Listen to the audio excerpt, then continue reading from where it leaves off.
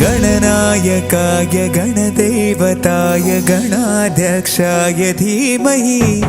गुणशरीराय गुणमण्डिताय गुणेशानाय धीमहि गुणातीताय गुणाधीशाय गुणप्रविष्टाय धीमहि एकदन्ताय वक्रतुण्डाय गौरीतनयाय धीमहि